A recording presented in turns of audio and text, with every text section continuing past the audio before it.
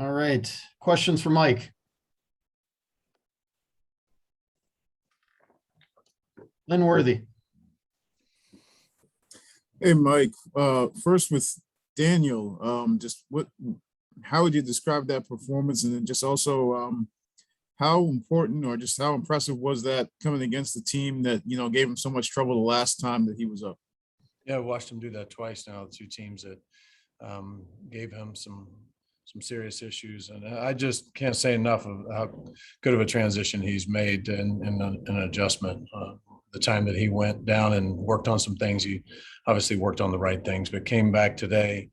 Thought his slider was really good. He had some really tough looking swings from some very good hitters. So you could tell it had a lot of bite to it. Changeup was good. Didn't use the curveball much today, but had a little bit extra life on his fastball as well. But that fourth is the one really stood out to me when he gets himself in that kind of mess and gets the bases loaded and is able to get out of that and still give us a lead, and did a fantastic job. Bullpen behind him, Josh DeMont kind of in a different role, and really put him straight into stress, and you couldn't ask anybody to do any better than what he did right there. Scotty did a nice job. Greg Holland did a nice job, and Jacob Brents took his game to another level, and that was big for us. It's big for Jake in his career as well, to be able to put a game like that away. And just, I know you look at them one at a time, but I mean, to think of, Bubic, Hernandez, and Lynch, and for you guys to take one from the team that's in first place on their turf, I mean, that's got to be a pretty good series in your mind. Yeah, great series. Really happy with how our starting pitching is continuing to set the tone for us. And, they continue to be rewarded with some good offense. The guys taking good approaches and give us an opportunity. Just about everybody did something to help us today with either a walk or a base hit or making something happen. But they were tough to come by today, and so we needed defense and we needed pitching to take care of it, and they put it away. Alec. Yeah, Mike, you covered most of it. Just how big was that Edward home run to tack another one on there late? Yeah, I thought I was going to have to call for a pinch runner. He was locked up there, and I don't think any of us really knew what was going on. Trying to read Engel's body language, it looked like he didn't have it, but as from our angle, it looked like he caught it in real time. But watching the at-bats that Edward's taking and the way the ball's jumping off his bat, and I'll say the same thing for Emmanuel Rivera. And those are 4 balls scalded today. Really good approach, real good control of the strike zone, and hit a couple just right at people. But that first one that he hit, that looked like a misplay ball, that's a 100-mile-an-hour knuckleball that ended up giving us a chance to get off to a lead. But seeing a couple of these young guys come through with some big at-bats and just look like they belong. Annie. Like you mentioned the fourth inning with Daniel. I was wondering if you could elaborate a little bit more on maybe what was the most impressive part about that at bat with Engel, the location of the pitch, fighting off, a 7-pitch at bat. Just curious what stood out, especially with that one. Well, I think just the inning started off where you got a base stealer on base, and next thing you know, he makes a slider pitch that gets in too far inside and hits a batter, and we're in a jam already. And just for him to hold it together when he's walking through the middle of their order with guys on base, and to keep making pitches. We keep talking about trusting your stuff, and that really, those situations are really I think will shed light on whether or not you do trust your stuff to, I've got to come at this guy because I'm not going to give any free bases, and have a guy like Engel who's really good 2 strikes shooting the ball the other way, just continuing to fight his way through and then reaches back for a little bit more, knowing that it's a big situation. Just rare to see young guys maintain that kind of poise when they get it backed into a corner like that.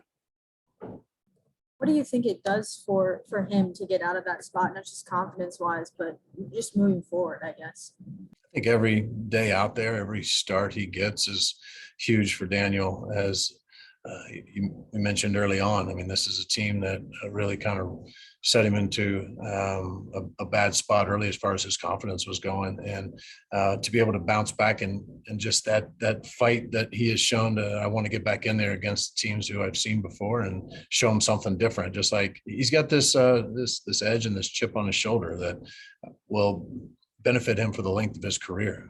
But he's taking advantage of really good stuff right now. His stuff looks right. He's got a good game plan. He came back a better pitcher and ready to prove it. Anybody else? Thank All you. right. Thank you, Mike. All right, and we will come back with Daniel Lynch, I believe.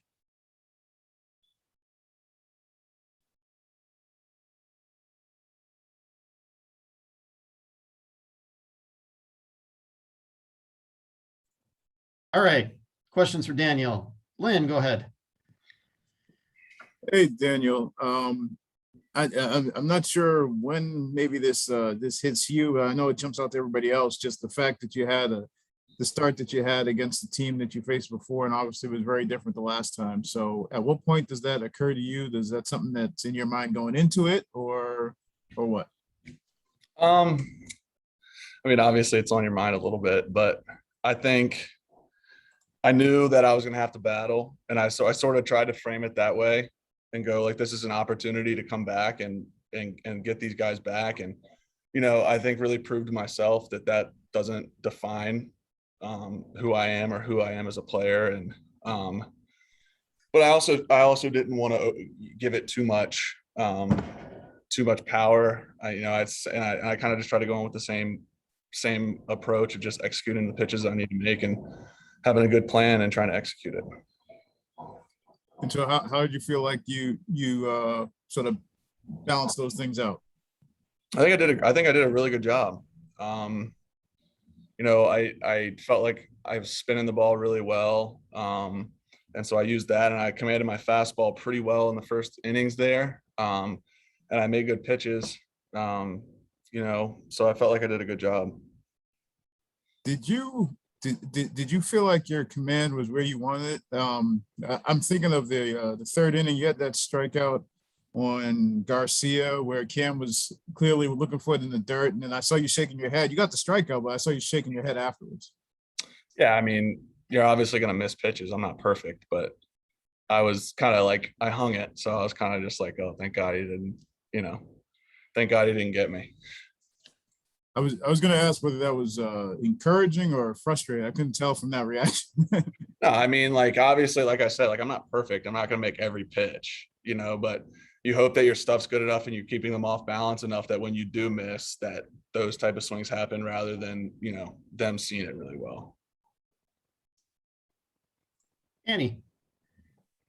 Hey, Daniel, that fourth inning with the bases loaded, you got 2 outs and you're hanging on to a 1-run lead.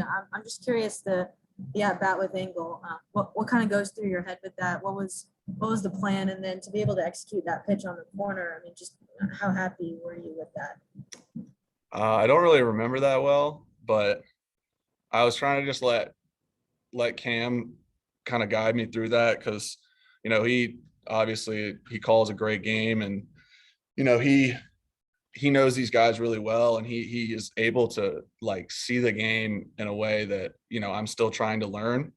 And so I was trying to kind of just lean on that. And then he gave me fastball down and away, and I just threw it as hard as I could to the spot. And then it went where I wanted it, thankfully. So, and then I remember being I was really fired up. I typically try not to show any emotion and try to stay cool, but I kind of got fired up on that one because that was a big pitch.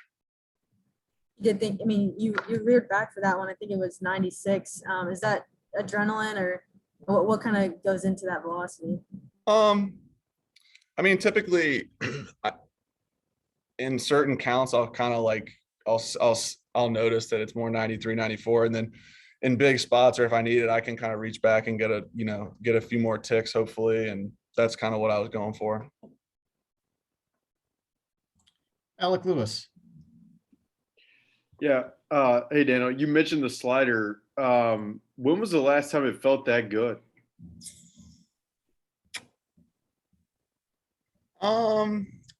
I would say it was good in Detroit when I threw against Detroit. I just didn't throw as many because they were kind of, obviously the hitter was kind of letting me like dictating. They were getting a lot of early outs, and these guys were kind of taking me deeper into counts, and so I had an opportunity to throw some more of them. But I felt like I commanded it really well for the most part. There at the end, I got a little maybe tentative with it and was trying not to throw too much for a strike, but for the most part, I thought I threw it, where I needed to be. And then just what was your reaction when Josh got out of it the way he did there in the sixth? I mean, I was just fired up that he kept us in the game and that he was turning it over to obviously a good bullpen who, ended up locking it down. And that was the biggest thing was when it was 2-1 and I came out, I just wanted to, or when I went back out there for the sixth, I just wanted to give us a chance to win. I just wanted to keep us in there. And, obviously I didn't do what I needed to do. And he picked me up big time. So, I mean, that was huge. Annie, wrap it up. I had one more question about that fourth inning. I mean, to be able to navigate the middle of the order like that with Abreu and Jimenez, I mean, does that kind of add to the moment a little bit, especially with how dangerous their lineup is shown? Yeah, I mean, you don't want to face those guys, the guys on base. It's not ideal. But yeah, I mean, I think that's like kind of the nature of pitching in the major leagues is that I'm starting to realize is like that's kind of every team. Obviously they're at the top tier of you have a great lineup, but you're going to get great hitters 3, 4, and 5 and 6, and you're going to have to face them. So you're going to have to make pitches. And I think that's the biggest difference that I've seen in the big leagues is like you're not really getting those innings off where you get guys on and you can kind of just cruise through and do whatever. You got to really bear down and make pitches. All right. Thank you, Daniel. Yeah, thanks, guys. Thank you. And supposedly we've got Jake Brent's close by.